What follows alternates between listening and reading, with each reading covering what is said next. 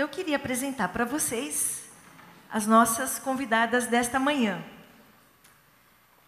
E a nossa primeira convidada, Adelaide Alves Miranda Arantes. Adelaide, muito obrigada. Muito obrigada pela sua presença entre nós. Adelaide, ela é advogada e ministra do Tribunal Superior do Trabalho desde 1º de março de 2011. Exerceu advocacia trabalhista, assessoria e consultoria jurídica por 30 anos em Goiânia, Goiás. Lecionou Direito e Processo do Trabalho na Faculdade de Direito da PUC. É sócia honorária do Instituto dos Advogados Brasileiros, do Instituto dos Advogados de Goiás, da Associação dos Magistrados Trabalhistas, da 18ª Região. E, gente, Adelaide é uma mulher que ocupa um cargo e uma função de muita importância e de muita responsabilidade, né, ministra?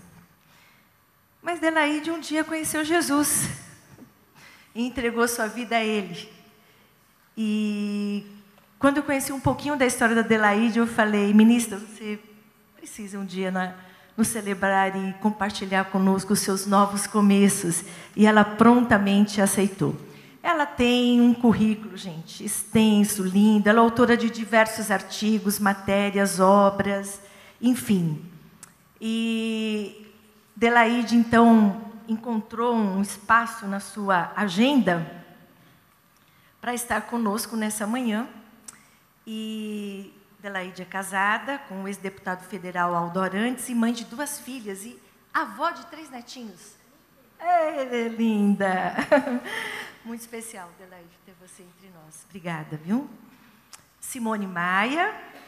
Simone é uma amiga que... É recente nossa amizade, né, Simone? Nossos maridos que se conheceram e, a partir daí, nós também fomos fazendo um caminho de amizade entre nós duas. A Simone é graduada em Relações Internacionais pela Universidade de Brasília, pós-graduada em Gestão de Pessoas pela Fundação Getúlio Vargas, atua há 23 anos como consultora, empreendedora e executiva na área de Gestão de Pessoas, Educação Internacional e Planejamento Estratégico. Simone é casada com Luciano e mãe dos jovens Luciana e Pedro Henrique. E Simone mora em Brasília. Vocês viram que nós estamos bem representados aqui, né? Região Goiás, Brasília. E Terezinha Aparecida de Lima Candeeiro. Terezinha aqui da nossa comunidade, da nossa família. Obrigada, Terezinha, também por estar conosco. Terezinha é bacharel em Pedagogia pelas Faculdades Integradas Campos Sales e em Teologia com especialização em Educação Cristã pela Faculdade Teológica Batista de São Paulo. Ela é mestre em Artes no Programa de Desenvolvimento Integral da Criança pelo Seminário na Malásia, pós-graduanda em Projetos Sociais, missionária pela Junta de Missões Mundiais da Convenção Batista no Uruguai, de 88 a 90, e em Moçambique, de 91 a 2005. Ela é missionária coordenadora do programa PEP, internacional, da Junta de Missões Mundiais. O PEP é um programa socioeducativo com crianças de comunidades desfavorecidas, atualmente em 26 países, e Terezinha faz essa coordenação. Ela é consultora do programa Claves Brasil, de prevenção à violência sexual de crianças e adolescentes, e ela é a mãe do Davi. Quantos anos está o Davi? 20 anos já, Davi. Um moço lindo. Então, mais uma vez, muito obrigada, queridas, por estarem conosco aqui, nesta manhã. Nós tínhamos conversado entre nós que teríamos aqui um roteiro para nos ajudar, né, nesse tempo nosso aqui de compartilhar, de conversar. E, pensando nelas, um pouco que eu sei das histórias, e acho que vocês gostariam de saber, que seria importante até para entender os novos começos, eu queria pedir a cada uma que contasse um pouco da sua história, até o momento de um desses novos começos, que com certeza foram novos começos e continuam sendo novos começos sempre, mas que vocês compartilhassem com a gente até o momento em que houve uma situação ou um fato que fez com que cada um escolhesse começar de novo. Então, Terezinha, pode começar, por favor? Bom, primeiro, obrigada pela oportunidade. É uma alegria muito grande estar aqui e ver tantas mulheres, né, buscando a Deus e também buscando esse novo começo, porque todos os dias é dia de novo começo. Então, eu sou aqui de São Paulo mesmo, membro da IBAB já há muitos anos, mais de 30 anos, né?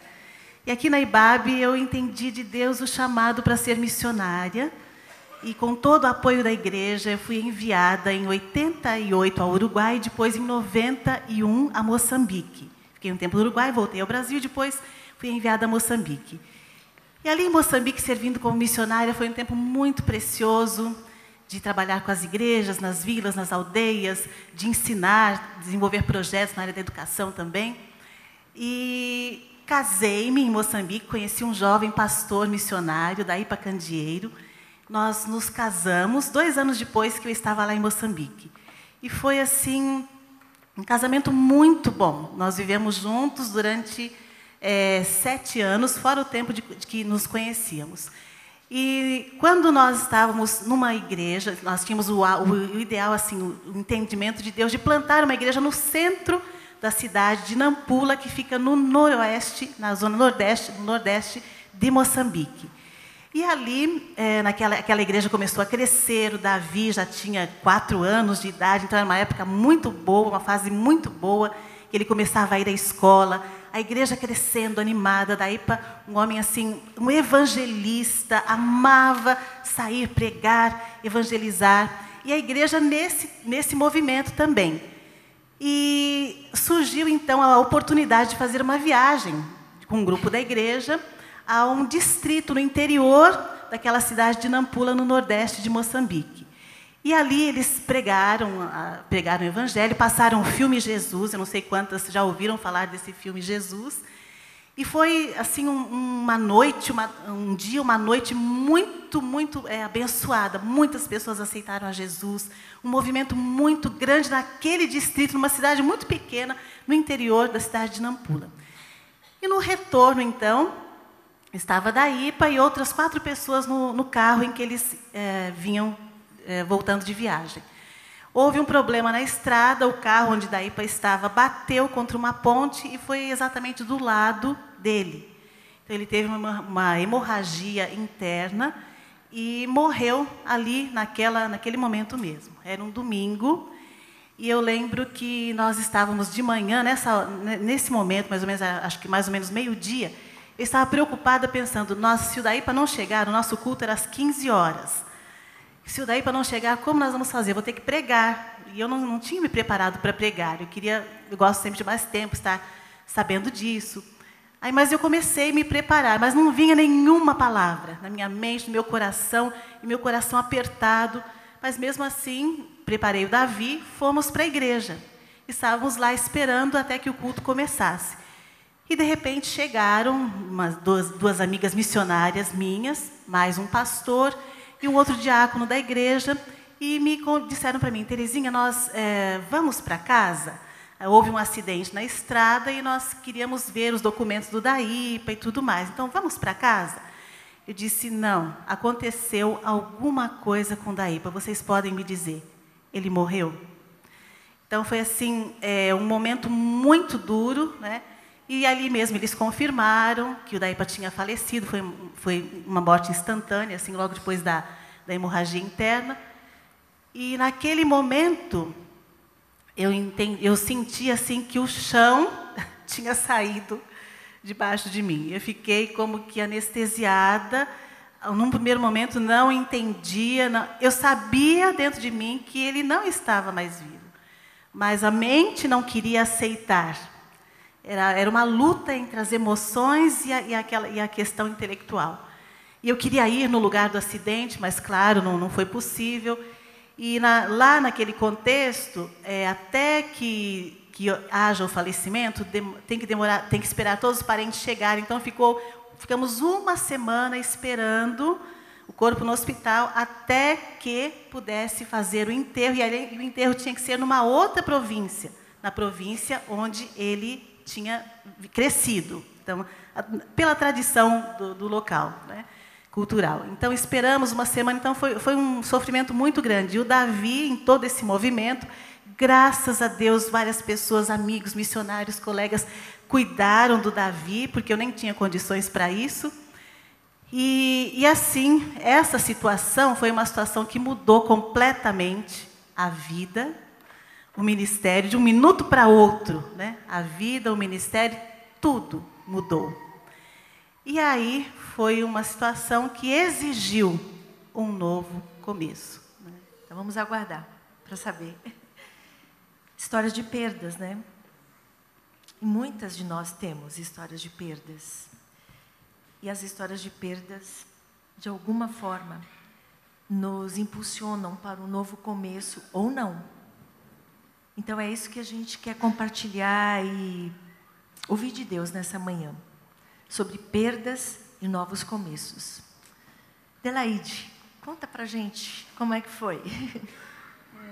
Primeiro, pastora, eu quero agradecer muito o convite, porque uma coisa é atuar no Tribunal Superior do Trabalho junto com 26 outros ministros, nós somos 27 ministros.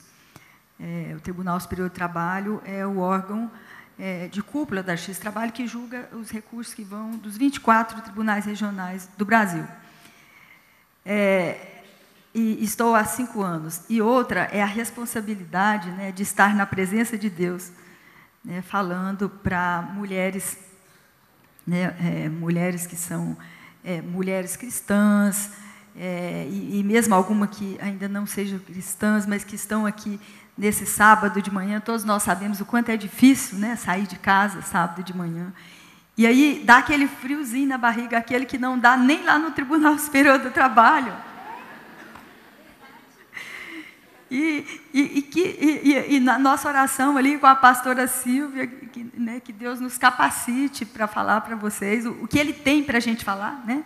Porque o que nós temos para falar, não tem condição de falar num espaço desse, mas nós precisamos saber o que Deus tem para falarmos para vocês aqui hoje, né? E a outra dificuldade é com o formato, porque eu não tenho muito hábito com esse formato e acaba eu precisando de alguma anotação aqui, né? Eu tenho 2 filhas, uma de 35 e outra de 33 anos, a Patrícia e a Lorena. Elas são também servas do Senhor, numa igreja em Goiânia. E os meus netos, que eu asseguro que são os netinhos mais lindos do mundo. Já fui contestada. O Gabriel, que tem 16 anos, o João Pedro, que completa 5 no dia 25 de setembro, e a Manuela. A Manuela tem 3 anos. E algumas pessoas, o meu genro, um dos meus genros, ele chama a Manuela de Manuide. Diz que é Manuela com Delaide. Tá, é muito, muito bom. Olha, eu listei aqui 5 começos para chegar no começo que a pastora pediu que parássemos para continuarmos depois, né? O meu primeiro começo foi aos 14 anos de idade, quando eu me mudei da zona rural, onde eu morava, e estudei até o 4º ano primário, né? Naquela época era assim, até o 4º ano primário, e me mudei para a minha cidade natal, que é Pontalina, uma cidade de 17 mil quilômetros, a 130 quilômetros de Goiânia, que é a capital de Goiás, para fazer um curso chamado Admissão ao Ginásio.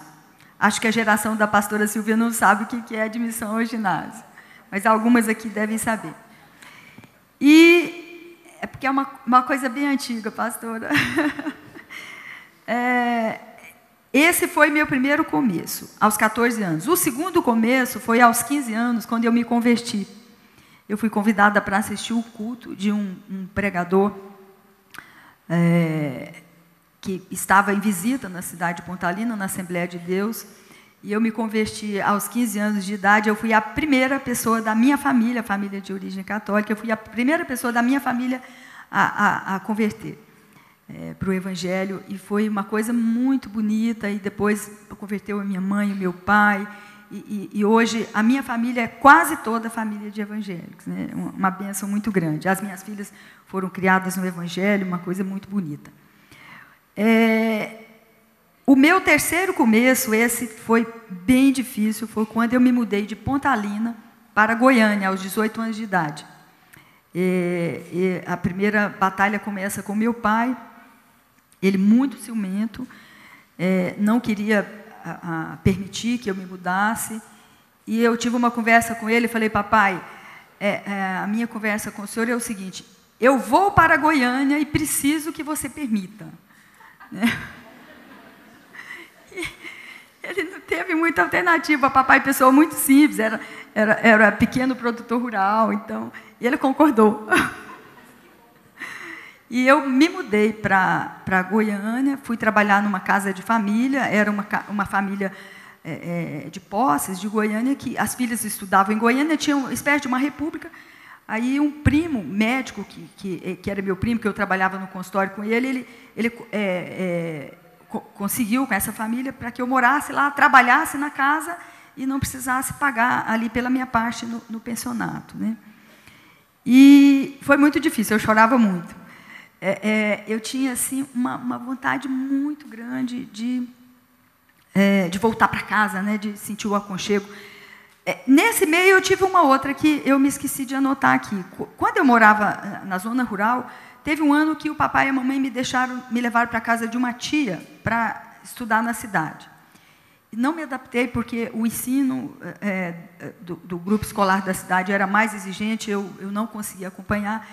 E também minha tia era muito rigorosa e eu chorava muito. Até hoje, eu me emociono quando eu ouço música mexicana, porque a minha tia tinha um toca-discos e as minhas primas colocavam muito música mexicana. E eu chorava muito de saudade da roça, né, de voltar para o aconchego dos meus pais. E eu tive um quarto começo, que foi quando eu passei no vestibular. Porque, com esse ensino tumultuado que eu tive, comecei na escola rural, e a escola rural era todo mundo na mesma sala de aula. Primeira série, segunda série, o professor José Pinto era o mesmo, né? E embora eu tenha procurado, fazia curso de português, eu procurava superar isso, né?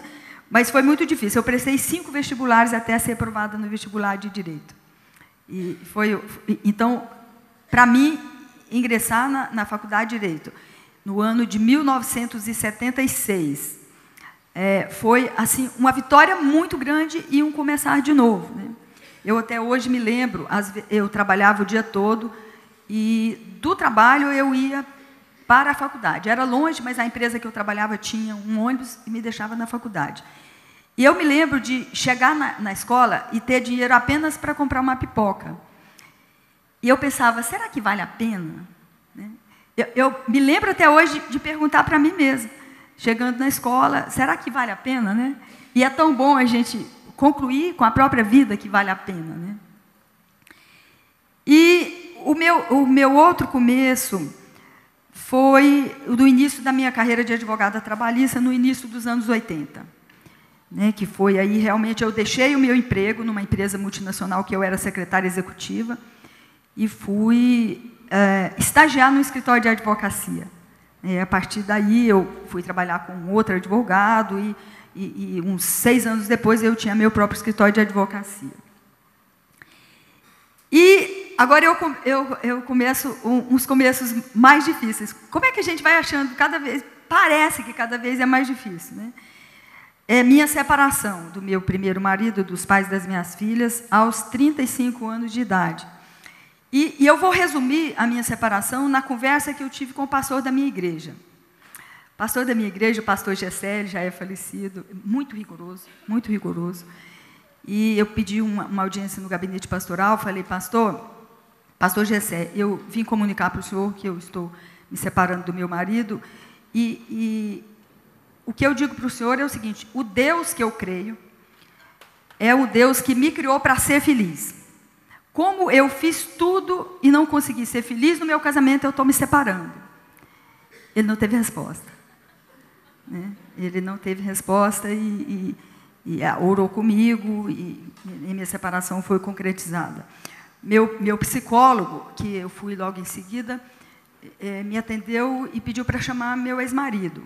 Falou, olha, aqui eu faço assim, eu faço uma conversa com você, uma conversa com ele e depois uma conversa com os dois. Aí foi meu ex-marido, no outro dia eu cheguei, ele falou, não precisa conversa com os dois. Você devia escrever um livro chamado, fiquei 10 anos casada, Como Separar em 10 Anos Sem Trauma. E ele nem fez a conversa seguinte que ele tinha programado para fazer. Né?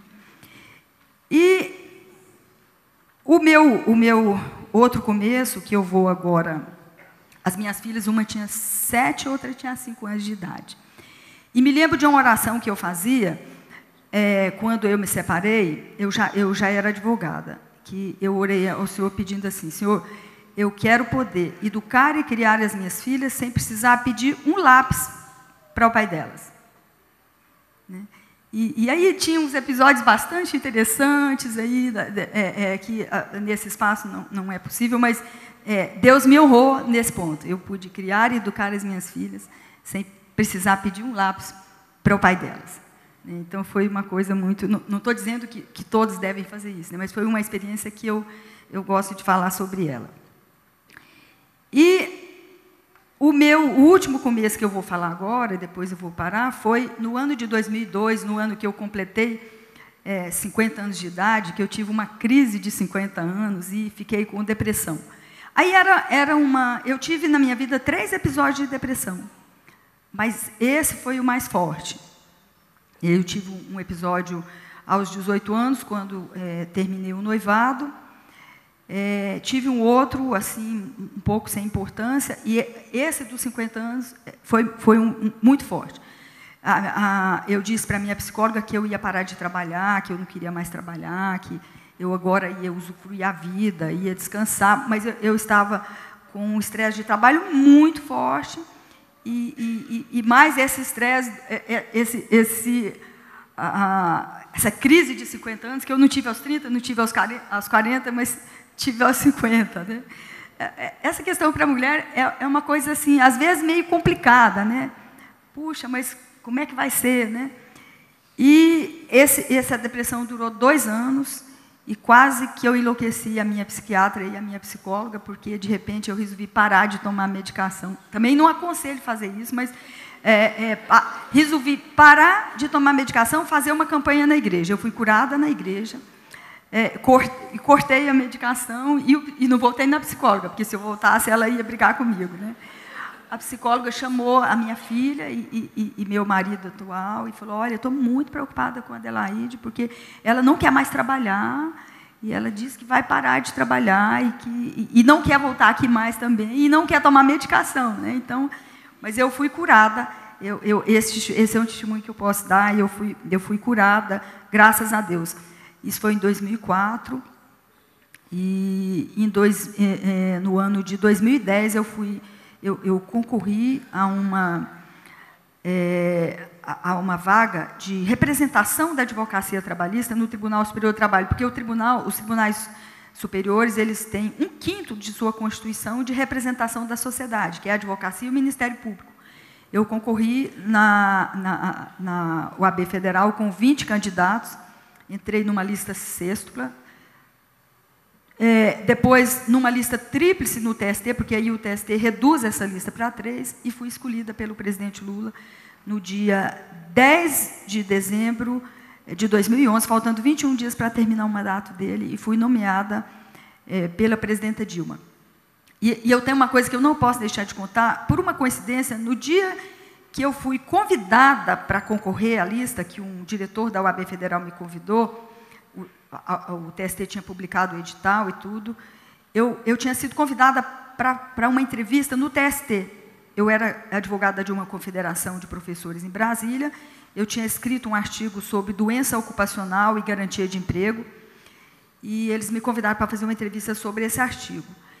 E eu me lembro que eu, no táxi, chegando no Tribunal Superior do Trabalho, aquele prédio lindo, maravilhoso, com vista para o Lago Paranoá, o projeto do Oscar Niemeyer, e eu, dentro do táxi, eu falei com Deus assim, Deus, o senhor está vendo essa pompa toda? Isso para o senhor não é nada.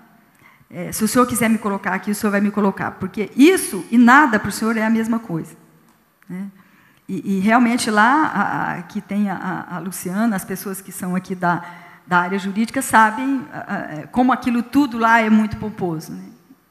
Então, isso muito importante. E esse 2004 eu estava nessa situação e 2010 eu já estava honrada pelo Senhor com essa missão, né? É muito honrosa, pastora Silvia, mas é uma responsabilidade muito grande, e principalmente para quem é servo do Senhor, que sabe que eu não estou ali só por causa daqueles processos, né? Tá? Que Deus abençoe a todos. Amém. Obrigada. Simone. Gente, bom dia. Eu sou muito faladeira, então eu fiquei aqui escrevendo qual é o pedacinho que eu vou poder contar. Agradeço por estar aqui hoje com vocês. Obrigada, Silvia. A Silvia, Deus nos dá alguns presentes ao longo da vida, né? E eu acho que a Silvia e o Ed foram presentes que Deus deu há pouco tempo para mim e para o Luciano, meu marido, por intermédio deles, como ela disse. E tem sido uma alegria. Obrigada. Eu estou entre as minhas flores prediletas. Essas são as minhas flores prediletas. Aquelas que, quando eu morei aqui em São Paulo, eu comprava toda quarta-feira de manhã, colocava debaixo do braço para levar para o escritório. Então, eu estou me sentindo muito bem. Muito obrigada a vocês. Eu vou compartilhar um pouquinho da minha história. Eu nasci no interior do Rio de Janeiro. Quem passa daqui de carro de São Paulo para o Rio, passa em Resende, Volta Redonda. Eu vivia por ali, adolescente. Vivi até os 16. Sou de uma família cristã. Meus pais são seres incríveis, a quem eu sou muito grata. Nasci numa família muito querida, muito gostosa. Sou neta, bisneta de gente cristã. Então, eu sou uma filha de Deus muito privilegiada e com uma herança espiritual muito querida, me é muito cara, muito mesmo. E então cresci tranquila, muito simples. Meu pai é militar, mas meu pai não é militar meu pai não era oficial, meu pai é o que a gente chama praça, né? Então meu pai era soldado, foi cabo, sargento, minha mãe professora, pedagoga, apaixonada pelas crianças. Minha mãe rola com criança no chão. Minha mãe tem 67, meu pai 70. Minha mãe é do Ministério de Crianças, toca EBF com 600 meninos. Ela falou assim, acho que eu fui no projeto missionário e lasquei meu joelho. Eu falei, você acha que você lascou seu joelho? Então, a minha mãe é assim, meu pai, e cresci nesse meio, simples, minha mãe na escola, meu pai no exército, e a gente tocando a vida até que eu conheci lá, quem passa em Resende de carro, tem aquelas casas ali da AMAN, tem aquelas bonitonas ali na estrada, não era aquelas que eu morava, não. Eu morava ali, mas não era naquelas. Eu morava numas casas, moramos em 4 casas lá, eram umas casas menores, porque meu pai não era, ali é casa de coronel, e aí eu era filha de sargento, imagina se eu morar naquele casão, né? Não. Então, eu morava lá em cima no Monte Castelo. Depois, esse Brasil nosso é muito engraçado, né, gente? Aí o sargento mora lá em cima no morro, aí depois vai sendo promovido, vai descendo o morro, vai vindo para a beirada da estrada. É assim lá na AMAN. Mas assim, não foi na beirada, mas aí fomos numa casa, e aí até que eu conheci umas intercambistas que estavam na minha escola. Gente, eu fiquei encantada com aquele povo que vinha de mundo inteiro. Tinha um menino australiano, 2 meninas, tinha uma menina canadense, mas 2 meninas americanas das quais eu me aproximei, porque eu fui convidada a dar aula de português para elas. Eu tinha ganho uma bolsa eu sempre estudei com bolsa em inglês, apagava o livro com borracha, sabe? Porque era caro pra caramba aquele livro do CCE, apagava o livro com borracha, e aí eu falava inglês bem já, as meninas precisavam de ajuda, e eu me aproximei daquelas meninas. Eu fiquei encantada, eu falei, eu preciso fazer um negócio desse, um tal de intercâmbio desse. E fui. Meu pai riu quando eu falei assim, pai, vamos na reunião do Rotary. Menina, quando vai na reunião do Rotary, eu falei, tem uma reunião lá sobre intercâmbio. Eu falei, por favor. Fomos na reunião, aí sentado assim no meio. Eu, no meio da minha mãe e do meu pai. Explicando, até que o chairman do Rotary falou assim, olha, fazer intercâmbio cultural é o custo de comprar um carro zero. Gente, eu lembro até hoje da cara do meu pai. Ele me cutucou e falou assim, ai, tá vendo? E riu. Eu falei assim, tá bom, posso fazer a prova? Resumindo a história longa, fiz uma primeira fase, fiz uma segunda fase, tinha uma banca de entrevistas com pessoas da cidade, lá em Resende, políticos, professores, empresários, eram 9 pessoas, e eu acabei sendo escolhida em primeiro lugar para fazer o tal do intercâmbio cultural de grátis, pelo Rotary. E aí minha mãe estava comigo, eu lembro que era um sorteio, e essa foi a primeira grande mudança da minha vida. Primeiro porque ela me falou assim, vai atrás do que você quer. Eu poderia ter parado lá quando meu pai falou se eu era maluca, porque a gente não tinha dinheiro para fazer intercâmbio. Tá, foi de grátis, porque eu passei em primeiro lugar no processo seletivo. E aí meu avô querido, maravilhoso, já falecido, abriu uma poupança para mim, onde as pessoas colocavam um dinheirinho, e lá fui eu para os Estados Unidos de vaquinha. Foi uma experiência que determinou o meu futuro pelos próximos anos. Fiquei 1 ano no intercâmbio. Voltei para Resende, fiz vestibular e falei, eu quero estudar Relações Internacionais. Em 1988, eu falei assim, o que é isso, menina? Tinha o primeiro curso no Rio de Janeiro, tinha um curso no Rio de Janeiro, formando a primeira turma. Eu falei assim, não, eu não quero ser cobaia da Estácio, não. Eu vou lá para a UNB, porque lá já existe Relações Internacionais desde a década de 70, é para lá que eu vou. Vamos fazer vestibular? Meu pai, o pessoal falou assim, mas você vai? Sua mãe deixou, seu pai deixou? Eu falei assim, gente, vocês estão entendendo? Meu pai que foi fazer a inscrição do vestibular comigo nos Correios. Eu e meu pai, juntinhos, mandamos, fiz vestibular, passei, mudei para Brasília. Me formei em Relações Internacionais em 1993. Casada, dona de uma empresa e com uma filha no colo. Aí, tudo ao mesmo tempo. Eu tinha 22 anos, nessa época, e comecei uma empresa, uma representação de uma empresa chamada Pool for International Education, era de São Paulo. Lembro até hoje a primeira vez que vim num treinamento em São Paulo e fiquei hospedada em algum lugar ali em Bela Vista, Jardins, ali bem pertinho da Paulista. Me deram o endereço na Alameda Franca e eu fui andando, atravessei a Paulista e falei assim, ai, eu adoro isso. E aí eu andava na rua e eu me senti no máximo que eu era uma menina de 22 anos, realizando um sonho, que era fruto de vários outros que eu tinha, nutrido ao longo do tempo. E aí foi muito legal, fiquei 1 semana em São Paulo, representei essa empresa, a empresa cresceu muito, abrimos outra. 10 anos depois, nós tínhamos uma bela empresa de educação internacional. Eu cuidava de RH dentro dessa empresa, Luciano, meu marido, presidia, éramos 8 sócios. Gente, era uma alegria só. Essa empresa, e aí, vamos lá.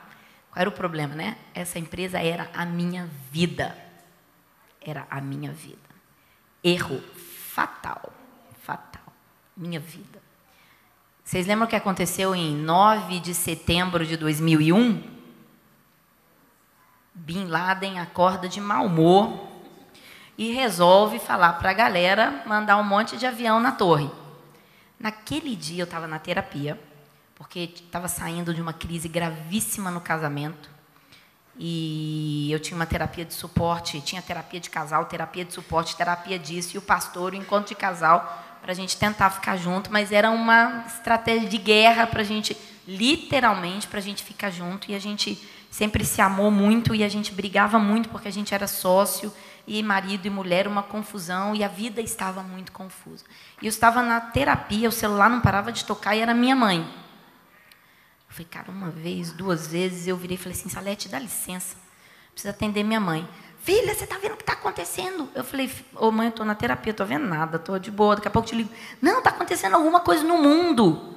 Eu falei, o que está acontecendo no mundo? Ela falou, está acontecendo alguma coisa no mundo? Eu falei, vou quebrar.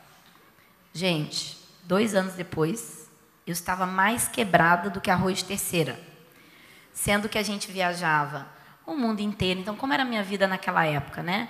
Educação internacional, intercâmbio, viajava o mundo inteiro, levava menino. Às vezes falava assim, tem que ir em Nova York fazer não sei o que. Eu falava, não, estou muito cansada de ir para Nova York. Vai alguém que eu não vou, não. Pensa, hoje eu não ia falar isso, não.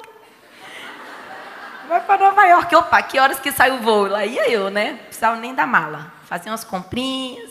E essa era a minha vida. E motorista, e menino, aquela vida cheia de grana, cheia de alegria, todo mundo jovem. E não era pela grana, mas é importante eu dizer para vocês que eu era apaixonada por aquele mundo do meu trabalho, que se misturava com o mundo na minha casa. E aí, hoje, né, isso foi em 2003, 2 anos depois, de Torre Gêmea e problemas no mundo inteiro, que levaram a gente à falência. Então, 9 de maio de 2003, me lembro muito bem, porque dia 12 de maio é meu aniversário, foi um aniversário que eu tentei que não fosse depressivo, e não foi, graças a uma amiga que fez um belíssimo jantar para mim. E 9 de maio, botamos meia dúzia de coisas dentro de uma Kombi, e fomos para uma salinha, e a vida precisou de um novo começo. Então, de uma vida agitada, internacional, alegre, cheio de conquistas. Falei, tá, me vi numa salinha, num prédiozinho, lá em Brasília tem, né, Delaide, uns predinhos nas entrequadras. Eu ocupava 3 lojas, subsolo, jardineio, lado de fora, coisa mais linda. Saí com a mão na frente, outra atrás. Perguntamos assim, o que a gente pode levar? Falei assim, leva seu notebook, a sua mesa e um armarinho. Saí eu, meu notebook, minha mesa e um armarinho, e meu marido também. O notebook, um armarinho e uma mesa. E cadeira, né? 2 cadeiras, uma para mim e uma para ele. Um escritóriozinho daqueles num prédiozinho fake só lá na 104 Norte. E aí eu paro por aqui, depois eu conto o resto, mas esse foi o dia do meu novo começo, né? 9 de maio de 2003. Vamos ver, vamos aguardar.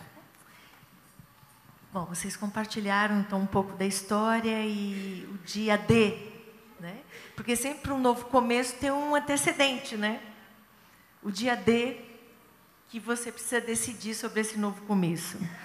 E, Terezinha, você compartilhou, né, daquele momento em que você recebe a notícia da morte do Daíba, um projeto de vida, um projeto de missão, o Davi com 4 anos.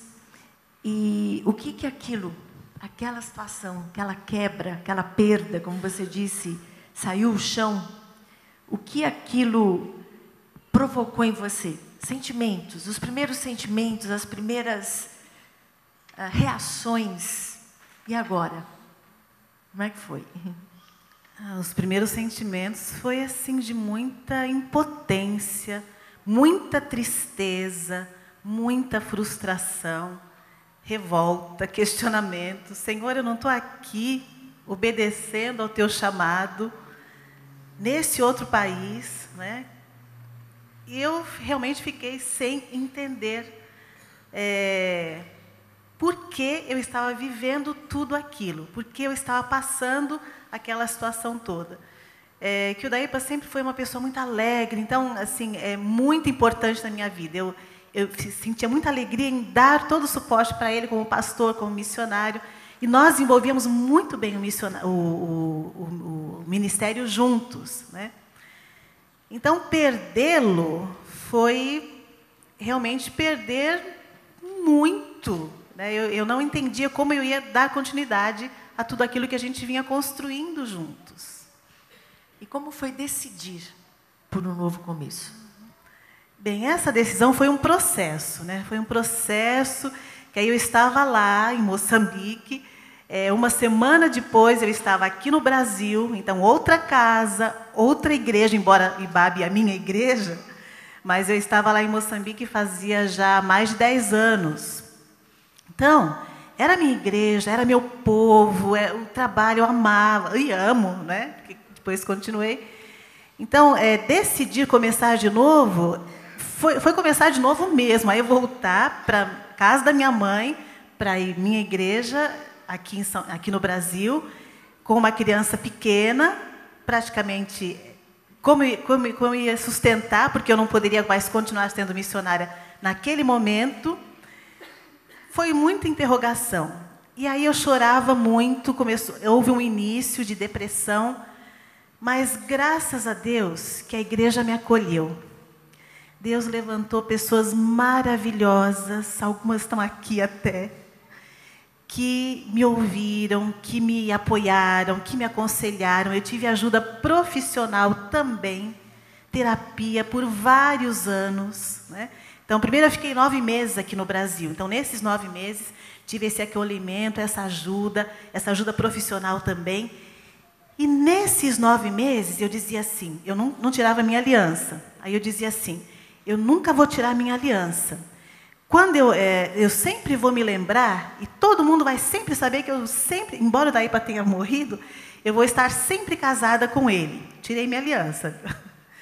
Aí, 6 meses depois, orando, e uma coisa que eu fiz foi me agarrar à Bíblia. Embora com muita tristeza, mas eu me agarrei, eu lia livros que falavam de sofrimento, para tentar entender tudo aquilo que eu estava vivendo. E me agarrei à palavra de Deus, me agarrei à Bíblia, e lia a Bíblia, lia Jó, lia várias pessoas da Bíblia que passaram por sofrimentos e não entendiam. E nesse processo, orando a Deus, ainda eu tinha muito desejo de voltar a Moçambique. Eu queria voltar para a minha casa, para a minha igreja. Sua casa era lá. Era lá. Né? Embora eu estivesse aqui, eu sou brasileira, mas a minha casa era lá, minha casa, minha igreja lá, o povo que eu amo lá, né? Esse ministério que Deus tinha nos dado lá. Então eu orava a Deus, Senhor, eu quero voltar para Moçambique. O Daipa morreu, mas a minha chamada não morreu.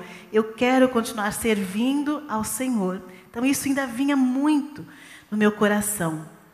E um dia orando a Deus, eu como que ouvi uma voz e eu olhei para a minha aliança e eu ouvi assim, tira essa aliança. E eu resistia a isso, falei, não quero tirar essa aliança representa o Daipa, né? Nem era, né? Mas tira. E aí aquela voz era o Espírito Santo falando comigo. E eu tirei, eu disse, tá bem, Senhor, eu tiro essa aliança e entrego ao Senhor. Aí me veio aquele versículo de Jó. Deus deu, o Senhor deu, o Senhor o tomou. Bendito seja o nome do Senhor. E quando eu fiz aquela entrega, 6 meses depois, eu senti como um peso tão grande saindo das minhas costas. Era um alívio. Eu estava devolvendo a Deus o meu marido que eu tanto amava. É do Senhor, né? Então eu devolvi ao Senhor. E a partir dali, então, teve um novo começo, né? Na minha vida, emocionalmente, mesmo ministerialmente, que depois você vai contar depois eu vou contar. Então, ali, isso marcou o meu começo, essa entrega. Delaide, você falou de vários novos começos, né? Essas situações de pensar em novos começos, o que desencadeou em você, o que elas desencadearam e como foi decidir por um novo começo? Você, um dos primeiros, você conta que estava ali trabalhando, até ajudando uma família. Como que foi decidir estudar, decidir caminhar, uma separação, a depressão? O que estava em você que levava você a decidir por um novo começo? Eu sempre procurei fazer esse resgate, né? Porque é muito importante a gente identificar o que é que move, o que é que nos move interiormente, né? Qual que é aquele móvel da sua identidade que te leva, num momento desse, decidir, tomar essa decisão, né? Porque a decisão poderia ser outra, né? Sempre são vários caminhos que são colocados. São várias escolhas, né? São várias escolhas que são colocadas, né? E eu coloco, Silvia, em primeiro lugar, o Espírito Santo, sabe? A orientação de Deus. Eu me converti aos 15 anos de idade e procurei sempre me orientar pela palavra. Então, né, A mamãe me ajudava muito, os meus pais, eles me serviam de suporte, né? Porque qualquer coisa, eu sabia que qualquer coisa que desse errado, eles estariam ali para me receber, né? Mas, ao mesmo tempo, eu pedia a Deus e agia no sentido de que não podia dar errado. Eu não tinha plano B, né? Porque a minha família era uma família muito simples, não tinham recursos financeiros, eu não tinha ninguém da minha família que tivesse uma carreira ou um escritório de advocacia ou algo que pudesse, né, que eu pudesse ali começar, né? Então, os meus começos eram assim, eram Deus e eu, né? Porque eu tive uma avó, uma avó materna, mãe da mamãe, que se chamava Ludovina. E eu me pareço muito com essa minha avó e ela foi uma referência grande para mim. E uma referência que tinha tudo para ser negativa, mas que sempre foi positiva, né? Eu cresci, eu tinha assim, 4, 5 anos de idade, ouvindo a minha avó falar mal do meu pai, porque foi uma coisa que aconteceu, os meus avós, eles não queriam o casamento dos meus pais. E meu pai tinha uma relação difícil, era o que tinha a situação financeira mais difícil, e a minha avó falava, porque seu pai, ele deixa faltar as coisas na sua casa, e a coitada da sua mãe. E eu cresci ouvindo isso, e qual foi o sentimento que cresceu comigo? Eu, então, preciso cuidar da minha mãe e do meu pai. Então, eu assumi isso para mim, eu ainda era criança. E Deus foi tão bom comigo que eu não assumi no sentido negativo, eu assumi no sentido positivo, porque a minha avó continuou sendo minha referência, e ela dizia aquilo, ao invés da minha assimilação ser, como ela é chata, ela fala mal do meu pai. Não, a repercussão em mim era positiva, né? Então, os meus começos, todos eles tinham essa perspectiva de que eu tinha essa responsabilidade de propiciar uma vida melhor para minha mãe, que esse era um desejo da minha avó, e que meu pai, no contexto que a minha avó colocava, ela dizia, era como se ele não quisesse oferecer uma condição de vida melhor, mas eu fui crescendo e entendendo que não era isso, né? Nós temos um Brasil desigual, nós convivemos com isso, infelizmente, até hoje. É uma luta nossa para que o Brasil seja um Brasil mais igual, que as pessoas tenham melhores condições, mas a realidade não é essa, né? Então, os meus começos, eles eram os começos assim, muito em Deus mesmo, com a fé, com a coragem que eu tinha, que eu muito em função de todo esse contexto, né? Mas não tinha plano B. Simone, como é que foi? Que sentimentos aí quando você entra na Kombi com a sua cadeirinha, seu notebook? Foi horrível, foi uma tristeza profunda. Eu nunca tinha tido nenhuma perda. Então, falo para vocês, né, da vida sempre feliz. Então, uma vida de conquistas foi a primeira perda na minha vida. E a primeira grande perda, as outras foram naturais. Então, o avô morrer bem velhinho, aí você sabe que o vovô bem velhinho já vai morrer. Então, eu acho que, como para você, né, Terezinha, a coisa abrupta, assim, a sua história, ela me deixa com um certo pavor ou um pânico, alguma coisa, porque, assim, a gente não sabe o que vai acontecer daqui a pouco, né? E era isso que eu sentia. Né? Foi uma perda horrível, um sentimento de perda. Eu perdida, e não era, de novo, não era o material, tipo, perdi a minha empresa, não era isso. Eu vivia aquilo, era o que eu sabia fazer, eu me preparei para fazer. Eu tinha 16 anos quando eu me aproximei das meninas. Desculpa. Quando eu me aproximei das meninas estrangeiras, e que eu tinha decidido por aquele caminho. E agora que eu não tinha mais aquilo? Completamente perdida.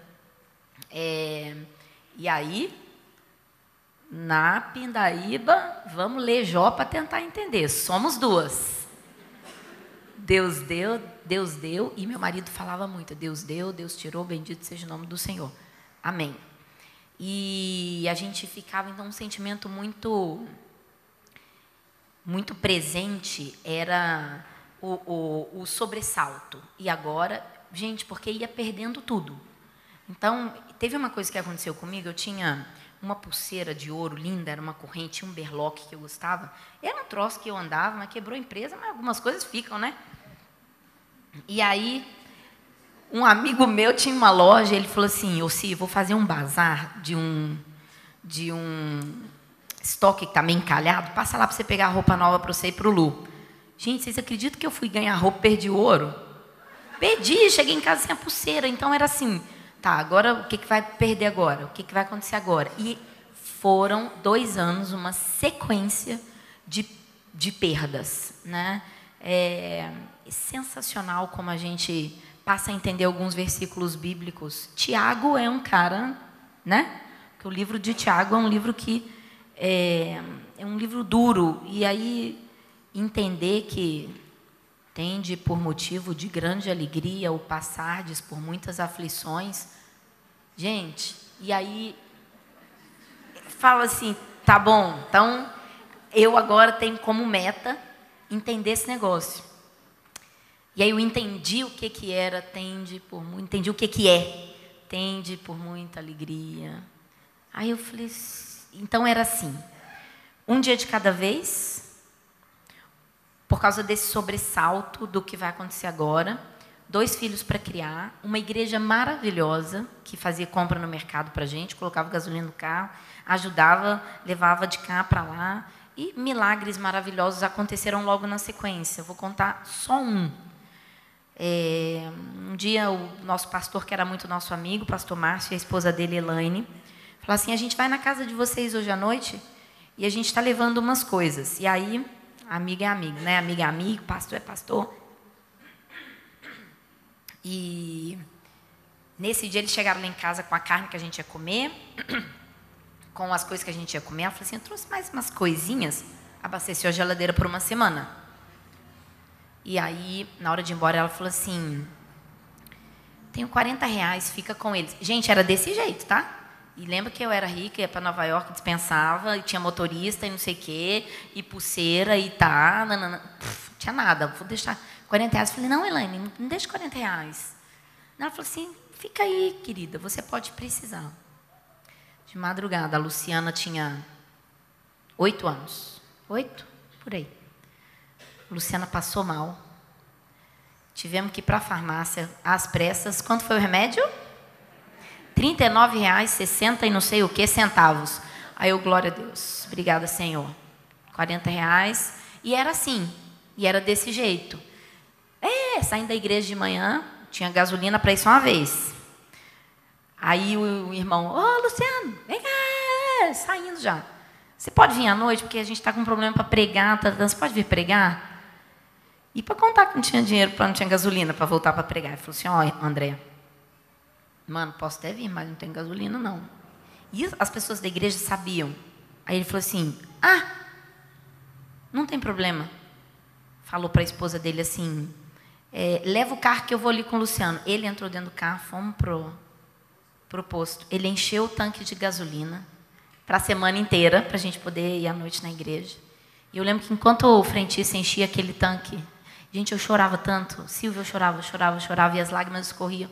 Eu falava, Senhor, o Senhor é muito lindo, o Senhor é maravilhoso. Então, os sentimentos eram uma tristeza num começo, um sobressalto, perdida, uma sem noção de onde eu vou, não tem o que fazer, não tem trabalho, não tinha trabalho, né? Quer dizer, eu perdi a empresa e aí, aos poucos, isso foi sendo substituído por uma fé, uma força que nós cristãos, né, não dizemos não sei de onde vinha, porque eu sei exatamente de onde vinha.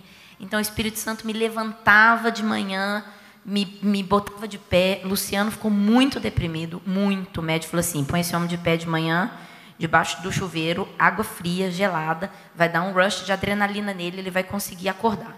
E era desse jeito, e eu...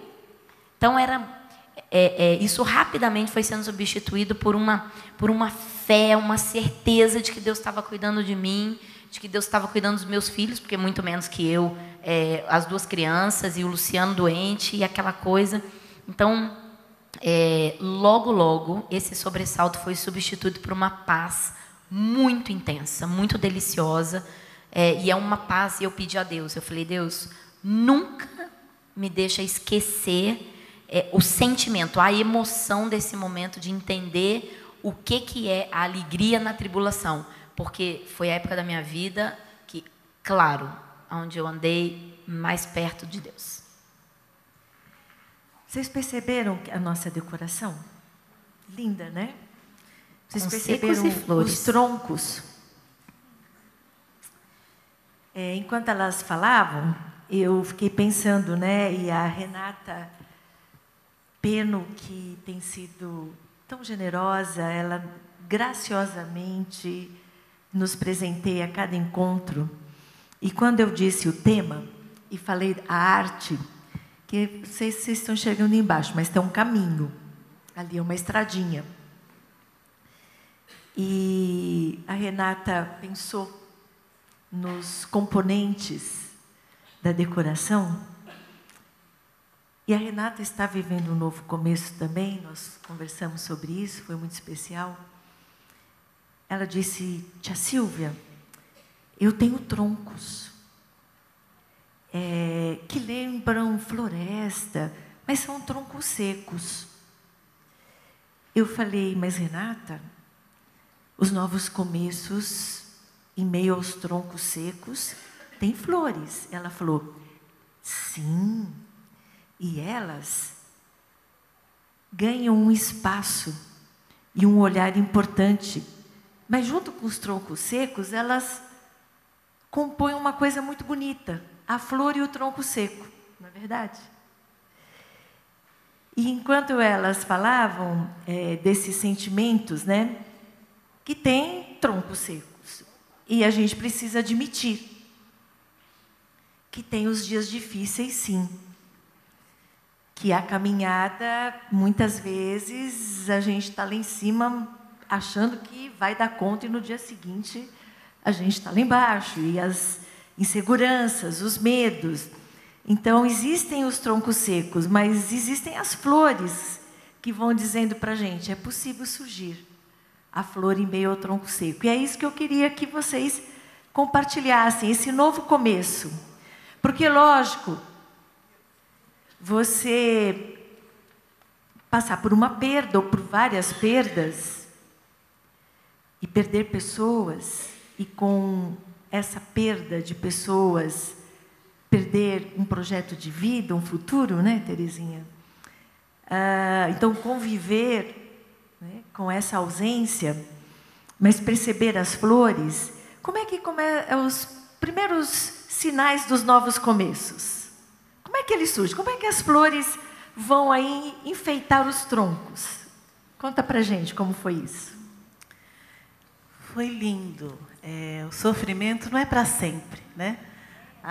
O choro pode durar a noite toda, mas a alegria vem pela manhã. Então é bem isso mesmo.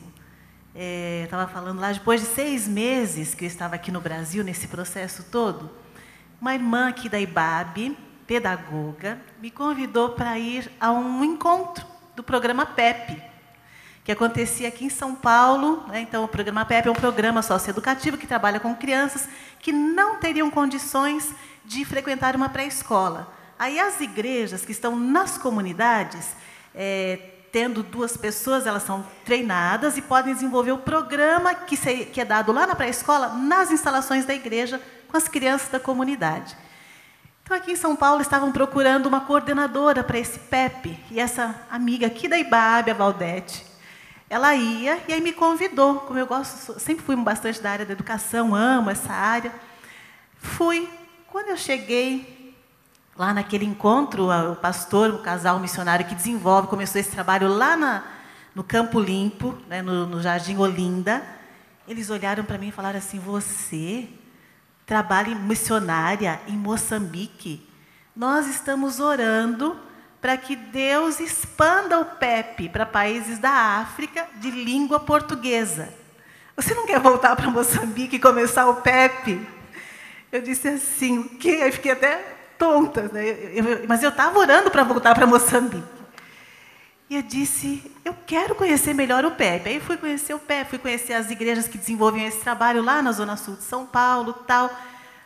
Conheci melhor o projeto. Esse pastor, que é da Sociedade Missionária Batista Britânica, ele fez contato com a Junta de Missões Mundiais. Então, sim, eu sou missionária das igrejas, aí as igrejas enviam ofertas para a Junta e o nosso sustento vem dessas ofertas que vêm das igrejas.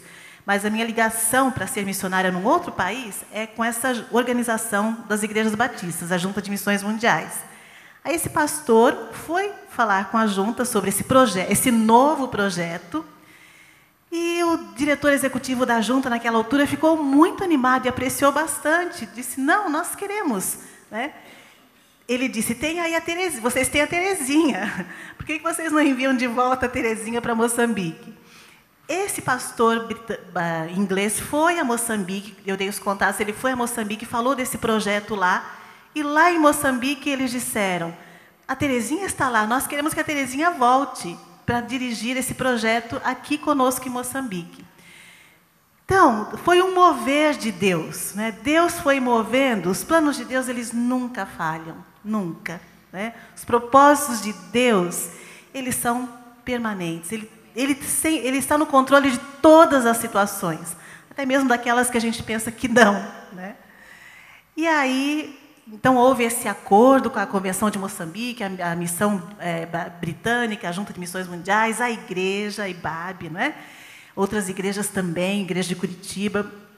E aí, eu fui enviada de volta para Moçambique com o meu filho, com 4 anos. Era a primeira vez que acontecia isso na agência missionária, ser enviada uma missionária viúva com uma criança pequena. Haviam foi um processo assim de muitas lutas para que as pessoas fossem convencidas de que isso era possível. Mas é o Espírito Santo que convence, né? Então eu fui enviada de volta a Moçambique, voltei para minha casa 9 meses depois, para a nossa igreja, para um projeto novo que assim, me encantou e me encanta até hoje, né? Moçambique foi o primeiro país fora do Brasil que nós começamos a desenvolver o PEP. A primeira-ministra de Moçambique tinha terminado uma guerra de muitos anos. Então, a primeira-ministra, ela dizia assim, nós queremos vencer esse momento que nós estamos passando, a pobreza, com educação e trabalho. E ela dizia para as igrejas, o que é que a sua igreja faz nas comunidades pelas pessoas? Como é que a sua igreja, porque o governo sozinho não conseguia vencer toda aquela situação. E ele pedia ajuda das igrejas. E foi nesse momento que eu retornei para Moçambique, com esse novo projeto, que era um grande desafio, mas que me deu vida, me deu alegria. E eu tinha uma criança, né? Eu tinha que lutar pela minha criança, e, ao mesmo tempo, lutar por crianças de Moçambique primeiro, e hoje, de vários países. Hoje nós estamos em 26 países, mas até o final do ano vamos ter mais 3 países que vão iniciar PEP, fora o Brasil. Então, são 30 países. Quando eu olho, eu não acredito, assim, é algo assim espantoso, como Deus agiu e age, e tem dado crescimento a esse projeto lindo, onde muitas crianças são abençoadas com a educação, são abençoadas com o Evangelho de Jesus, causam impacto na sua família, na sua comunidade, no reino de Deus. Então, é algo maravilhoso. A alegria vem. A luta continua, é uma luta diária, mas a alegria, ela vem. Delaide, e as flores em meio aos troncos, aos galhos secos? Quais foram elas? É muito interessante. Quando a Terezinha estava falando, eu fiquei aqui me lembrando, né, de várias situações, né? O novo começo, resgatando do último episódio, né, que foi essa depressão que durou bastante, foi uma situação muito limite, porque eu era professora da PUC de Goiás, lecionava Direito Processual do Trabalho e Direito do Trabalho. e advogada com um escritório, titular de um escritório que tinha em torno de 8, 10 pessoas trabalhando. E eu fiquei muito ruim mesmo. Eu saía de casa para trabalhar, eu trabalhava, e chegava à noite, eu ia entrando em casa, entrava para o quarto, fechava a porta, desligava a luz e ficava o tempo todo assim, né? E me lembro que o episódio que me levou a tomar essa decisão mais radical de ir para a igreja, né, buscar com mais, assim, com mais ardor a cura, eu fui fazer uma audiência. Eu era advogada de uma empresa, eu advogava.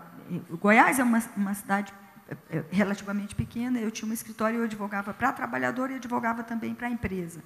Então, eu advogava para uma empresa de reportagens fotográficas, que era de uma amiga minha, advogava há muitos anos.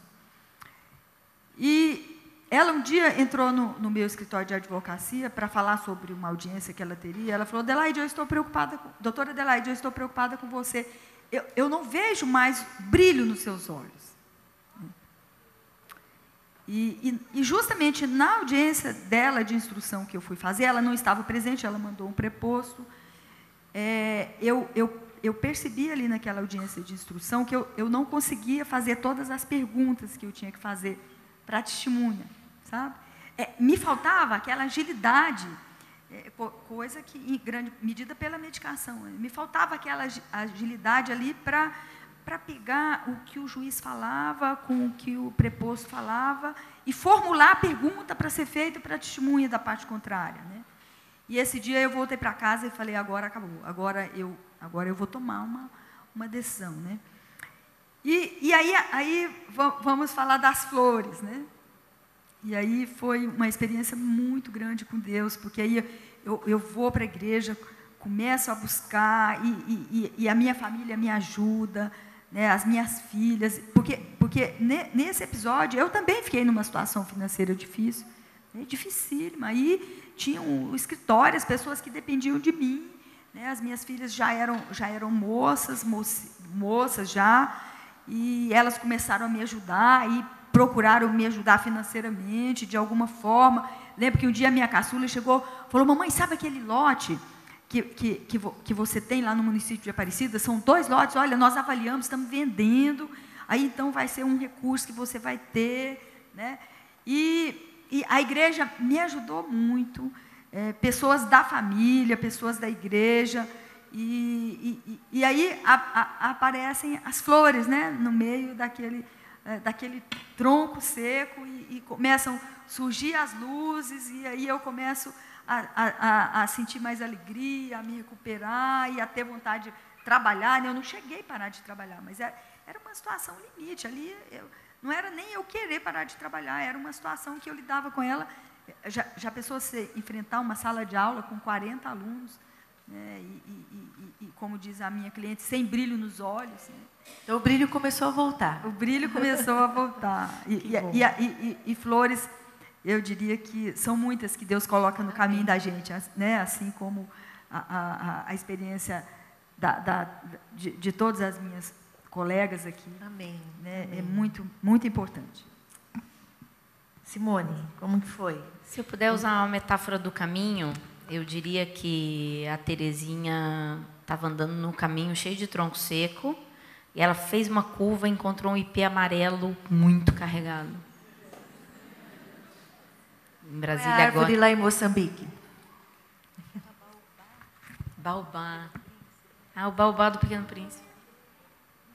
Então, você encontrou, assim, a sensação que eu tenho é que, né, parece que para Adelaide, para mim, eram florezinhas, assim, que iam surgindo. Então, eu me vejo num caminho, sabe aquelas florezinhas, aquelas rasteirinhas da grama, que você está, que coisa linda. Então, eu não consigo pensar num grande renascer, mas Deus, por 7 anos, Deus nos sustentou trabalhando para pagar a dívida, e iam surgindo flores. Então, eu entendo que A Elaine foi uma flor, o André foi outra, a igreja era outra. Pessoas foram importantes. A Carol, que está ali, ó, então, em 2004, minha amiga Caroline, que é daqui de São Paulo, que foi trabalhar em Brasília à época.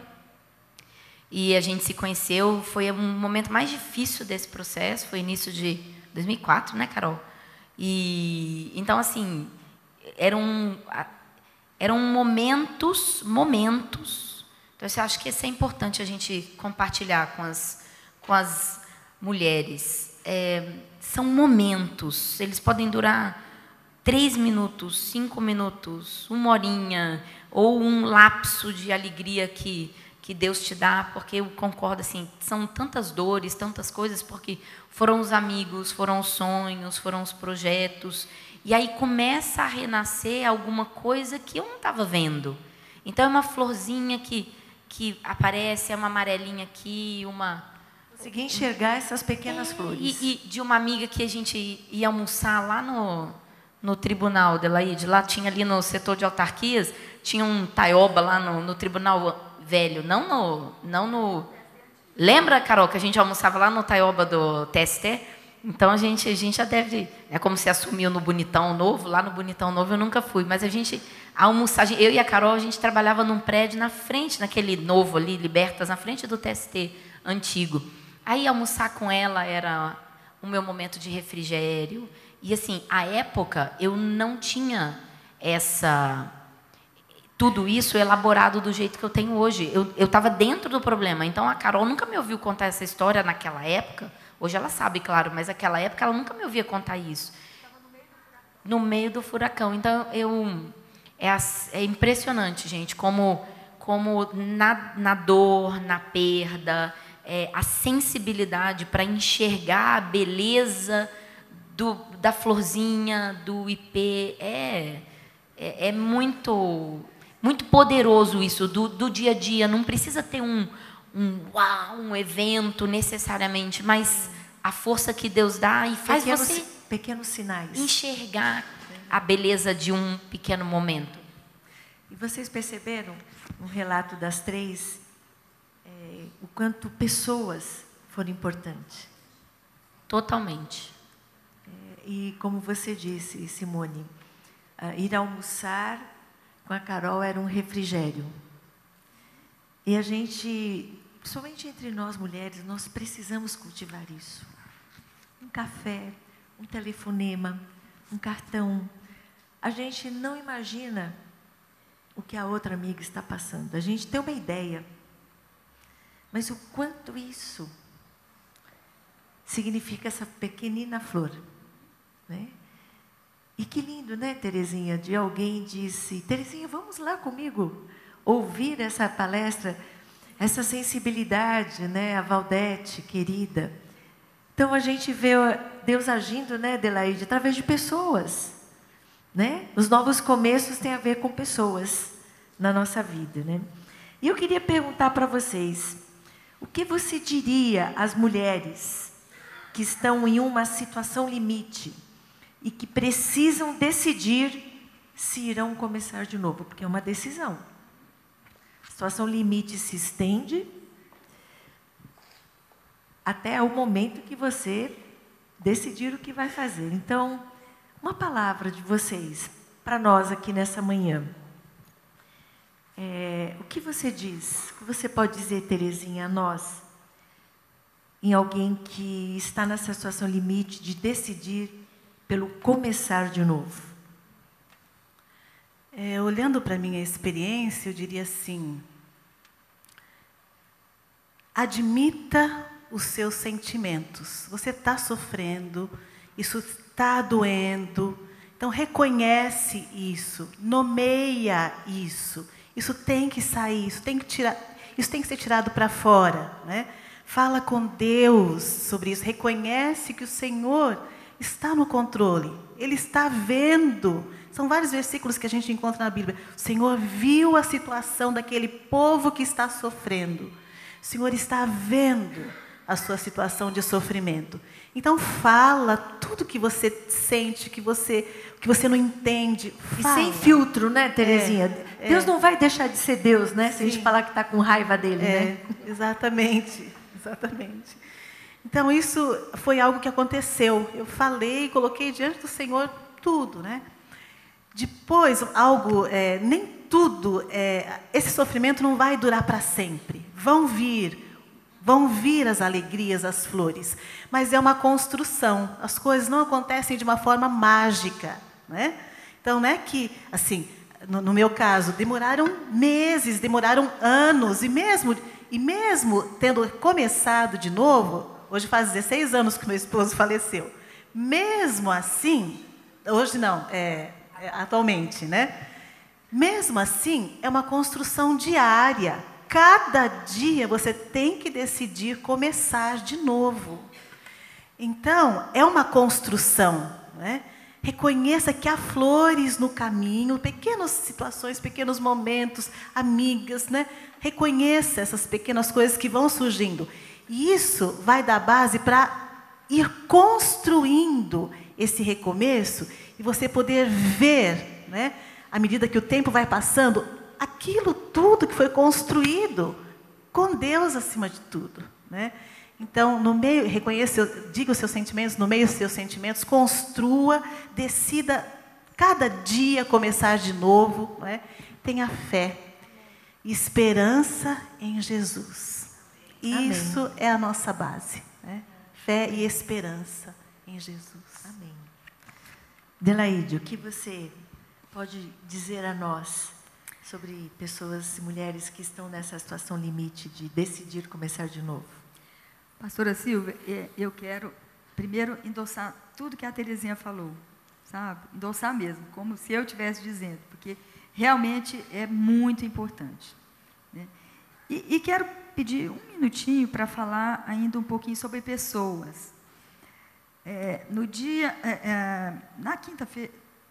Na terça-feira, dia 9, eu recebi em Goiânia um título de cidadania goianiense, porque eu sou mesmo do interior, 45 anos em Goiânia, né? Então, eu fui indicada por uma vereadora e foi aprovado pela Câmara um título de cidadania. E no meu pronunciamento, eu fiz um elenco de quase 30 pessoas que eu considerava que, embora não fosse exaustivo, existiam outras pessoas, mas que aquelas quase 30 pessoas, inclusive o Reginaldo Felker, né, que é um advogado que me ajudou muito, porque eu considerei que aquelas pessoas faziam parte da minha história. E eu fiquei muito feliz porque tinha no auditório 2 moças, filhas de um ex-prefeito de Pontalina, que me ajudou quando eu tinha 14 anos de idade, né? Então, é muito importante esse reconhecimento de pessoas, né? Embora não seja possível falar o nome de todas, numa oportunidade eu falo um grupo, depois falo um outro grupo, para não ficar também uma coisa exaustiva, né? Mas a gente não faz nada sozinho, né? Esse reconhecimento de pessoas é muito importante. Agora, voltando à pergunta, o que eu diria às mulheres que estão nessa situação limite, que precisam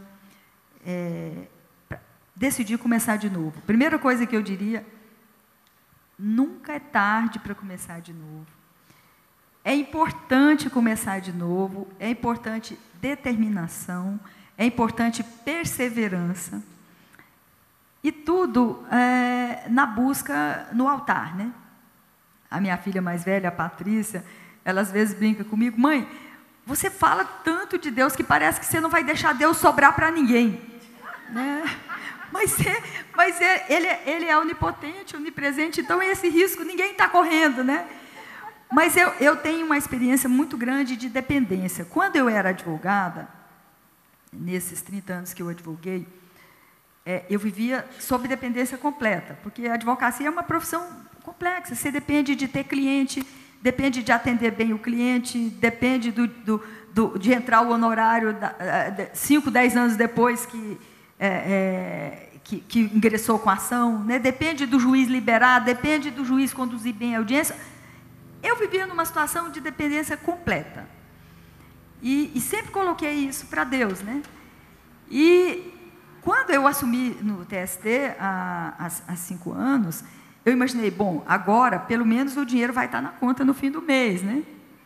E agora eu sou uma servidora pública federal, eu vou ter um gabinete, os servidores são pagos não por mim, são pagos pelo erário, né? E vou ter ali uma estrutura, motorista, secretária, assessores, só assessores eu tenho 7, 2 motoristas, 4 secretárias, né? E às vezes nem dá conta de fazer tudo. Só que, ao contrário do que eu imaginava, a minha dependência aumentou, né? Porque a minha responsabilidade é muito grande, eu recebo dinheiro público, eu sou paga com dinheiro público. Eu tenho mais de 10 mil processos para julgar. Olha a minha responsabilidade, dependendo de uma decisão minha, se ela não for justa, empresas vão fechar, né? Trabalhadores que deram a vida 25, 30 anos de trabalho, vai perder todos os seus direitos, né? E a minha dependência, pastora Silvia, ao invés dela diminuir, ela aumentou muito. Dos 27 ministros, veja bem, 21 são da magistratura, 3 do Ministério Público e 3 da advocacia. Eu sou mulher, né, de origem social baixa, né, e, quer dizer, eu sou de um grupo que nós podemos chamar de vulnerável, entre dos 27 ministros. Então, eu sou cristã, eu preciso dar testemunho, né? Os outros ministros e os mais de 3 mil servidores do TST precisam olhar para mim e ver uma coisa diferente em mim, eu preciso dar testemunho, né? Ali, nós temos ali, eu vou pedir mais um minutinho para contar, o pastor Ed René. Eu tive uma felicidade muito grande de conhecer o pastor Ed René através de um amigo comum, o doutor Dalegrave, que é um advogado de Curitiba. E o pastor Ed já foi várias vezes ali no Tribunal Superior do Trabalho, disponibilizou tempo na sua agenda. Nós temos ali uma capela, e naquela capela tem os cultos do gabinete, em torno de 2 cultos, 2, 3 cultos por semestre, assim como tem culto espírita, então, mas nós temos ali aquele espaço. Tem um grupo de oração no meu gabinete, que aí são mulheres, uma pastora, que é a minha assessora, e mulheres de oração mesmo, que nós constituímos um grupo de oração de sustentação do gabinete, e discutindo com o pastor Ed, muito fruto das ideias dele, nós aprovamos com o presidente esse ano um programa chamado Valor do Ser. Aí nós discutimos que esse programa, ele teria que ser um programa de gestão. A gestora de pessoas da área de recursos humanos, ela também é evangélica, nós discutimos, encaminhamos para o pastor Ed, ele deu ideias, e nós conseguimos aprovar com a presidência um programa, que é um programa que nós levamos pastores, o pastor Ed já foi uma vez, já estamos, teria um outro agora no dia 25, por causa de uma questão do TST, nós tivemos que adiar. E temos um bazar para servidoras terceirizadas, que nós arrecadamos e depois vendemos para elas por R$1,50, né? Já realizou um e outro será em dezembro. Nós temos mais de 600 servidoras terceirizadas ali, né? Algumas delas que ganham em torno de um salário mínimo, muito simples. E esse programa Valor do Ser, nós não colocamos nada evangélico ali, mas os preletores o pastor William Douglas, o pastor Ed, o pastor Davi Lago, né?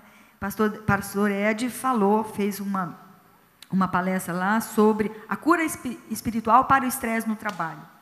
E falou de Cristo, para um auditório de uns 300 servidores. Meu marido, que não é evangélico, assistiu e ficou encantado. Né? Então, nós estamos ali pregando o evangelho também. Esse parênteses. Mas, concluindo a pergunta, eu saí muito da pergunta, né? Vocês não reparem, não, que eu não estou muito acostumada com esse formato. A próxima vez que eu vier vai ser diferente, eu já vou estar enquadrada. Tá? Mas eu digo que eu sou otimista e incorrigível.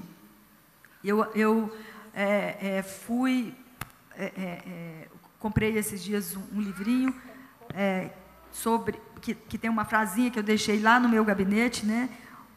Não existe impossível Porque o impossível, ele existe para a gente, mas para Deus não existe, né? Então, quando eu começo a fazer o planejamento do gabinete do semestre, por exemplo, a minha chefe de gabinete fica desesperada. Mas isso, ministra, isso não tem possibilidade. Eu falo, tem. Tem, e a gente acaba conseguindo, não pela força da gente, mas pela força de Deus que está na gente. Então, a minha palavra final, recomeçar sempre, sempre que for necessário. É sempre possível, né, com a ajuda do Senhor, é sempre possível. Amém. Amém. Simone, o que você diria? Meninas, eu diria assim, eu não sei o que você está passando, eu não sei que começo que você tem que decidir. E quando essa pergunta me foi feita a primeira vez, eu pensei assim, mas eu não escolhi, eu não decidi. Aí depois eu falei assim, não, decidi sim, né? Decidi sim. Sempre existe uma decisão, sempre existe a possibilidade, como você disse, de escolher começar ou ficar lá, sei lá, amassando barro, perdendo tempo, cada um com a sua sensação, né? Mas é uma decisão. Então, o que eu diria, eu não sei o que você tem, ou que decisão que você tem para tomar, mas eu digo o seguinte, olha para você. Olha para você. E eu quero usar uma coisa que a Terezinha falou, outra que a Adelaide falou, né? O que você está sentindo? E a Adelaide falou assim, eu me separei porque eu casei para ser feliz, fiz de tudo para ser feliz. Não estou feliz, vou separar. Mais ou menos assim, né? E aí, eu tenho um caso de amor com a felicidade. E então, olha para você, né? Você está feliz na sua situação? Qual a possibilidade a partir de um novo começo? Que escolha você pode fazer que vai te deixar ou feliz, ou tranquila, ou em paz, né? E aí eu quero deixar um versículo, que é um versículo que eu uso para decidir. Está em paz? Sente paz? Isso é baseado em Colossenses 3,15. Seja, o primeiro pedacinho que todo mundo conhece, né? Seja a paz de Cristo o árbitro do seu coração. Então, essa palavra que eu quero deixar. Olha para você. Está feliz? O que você quer? O que você precisa? E vai na paz, né? Você está em paz? Se você estiver em paz, porque a paz de Cristo é o nosso árbitro, é o que dá o sinal do nosso coração. Então, essa é a minha palavra. Amém. Eu queria pedir para as meninas do louvor subirem. E a última, né? A pergunta que eu tinha encaminhado para vocês, e acho que de alguma forma vocês já falaram isso, que era uma palavra que traduz o que o novo começo produziu em você. Uma palavra, talvez vocês já até disseram, mas com destaque. Qual é a palavra em termos de um sentimento ou que o novo começo, não a situação anterior que definiu um novo começo, mas o que o novo começo produziu em você, que isso está em você? Terezinha. A minha palavra é esperança. Esperança. A minha palavra é esperança. Amém. Adelaide, qual a sua palavra? Viu que a pastora Silvia... Palavra, Adelaide. Vou falar a minha enquanto ela pensa. Possibilidade. Possibilidade. Não, eu vou falar a palavra, só que eu queria pedir para falar uma coisinha. Você pode, ministra. Imagina. Olha, é o Provérbios 16, quando a Simone falou do versículo, Provérbios 16, versículo 1. O coração do homem pode fazer planos, mas a resposta certa vem dos lábios do Senhor. O que significa que nós temos que fazer plano, né? Amém. E a minha palavra eu até já tinha, realização. Realização. Amém. Amém. Então, ouvimos tantas coisas preciosas, né? E coisas que têm a ver com a história de cada uma delas. Gostei muito disso, Terezinha. Um novo começo, qualquer novo começo é uma construção. Adelaide falou de pessoas nesse processo de construção. e Simone compartilhou de decidir, ter paz nessa decisão, seguir avante. E há um texto na Bíblia que eu gosto demais. Profeta Zacarias, não é tão conhecido, né? Zacarias, capítulo 4, verso 10, ele diz: não despreze o dia dos pequenos começos. Não despreze o dia dos pequenos começos. E nós ouvimos aqui, cada dia é a oportunidade de um novo começo. Por quê? Porque as misericórdias são novas. Novas misericórdias, novos começos. Então, o que a gente gostaria que, ao terminar essa manhã, você guardasse isso. Novos começos são possíveis todos os dias. Deus nos dá isso. É um novo dia, um novo começo. E eu gosto de pensar nessas novas misericórdias e de alguns grupos que eu participo de mulheres. Eu às vezes digo, olha, hoje as novas misericórdias estão com perfume de alfazema. Hoje as novas misericórdias estão com perfume da hortelã. E como é bom que isso diz, eu estou sentindo, são fresquinhas, são novas, são cheias de possibilidades, de realizações. Então, como Simone disse, nós não sabemos o seu momento de perdas difíceis, de situações limites, mas que você não deixasse de ter um novo começo com Deus, com pessoas, um novo começo de esperança.